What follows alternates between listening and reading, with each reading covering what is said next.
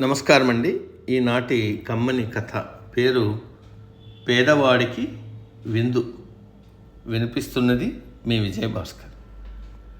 ఒకనాడు ఉదయం కొందరు రైతులు రచ్చబండ వద్ద చేరి కబుర్లు చెప్పుకుంటూ ఉన్నారు. ఊరి పెద్దాయన అటుగా వస్తూ ఆగి తన కోసం జమీందారు గారు కబురు చేశారని, తాను వారింటికి వెళ్ళి చాలాసేపు కూర్చుని వ్యవహారాలు మాట్లాడి వచ్చానని గొప్పలు చెప్పుకోసాగాడు. ఇదంతా విని ఒక పేద రైతుకు మండిపోయి, ఇదేమంత గొప్ప, తలుచుకున్నానంటే నేను జమీందారు గారింట విందు భోజనం చేసి రాగలను అన్నాడు హేళనగా. ఈ జన్మలో చూడం అన్నాడు ఆ పెద్దాయన. ఏమిటి పందెం అన్నాడు రైతు.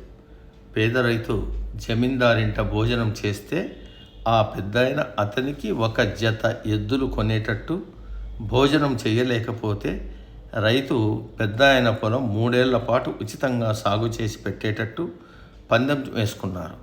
ఇందుకు మిగిలిన రైతులు సాక్షులు.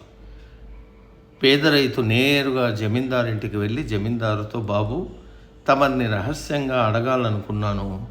కోడిగుడ్డంత బంగారం ఏ పాటి ఖరీదు చేస్తుంది అని అడిగాడు. కూర్చో భోంచేసి తాపిగా మాట్లాడుకుందాం అన్నాడు జమీందారు. జమీందారు తనతో పాటే రైతుకు కూడా వడ్డన చేయించాడు.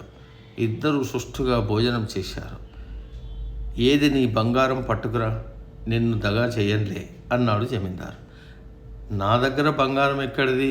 కోడిగుడ్డంత బంగారం ఎంత ధర ఉంటుందో తెలుసుకుందామని అడిగా, అంతే అన్నాడు రైతు.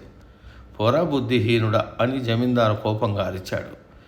నాకు భోజనం పెట్టిన తమరు, ఎద్దుల జత కొని పెడుతున్న పెద్దాయన ఉండగా మధ్య నేను బుద్ధిహీనుని ఎందుకు అవుతాలేండి అంటూ రైతు ఇంటి దారి పట్టాడు. సమాప్తం.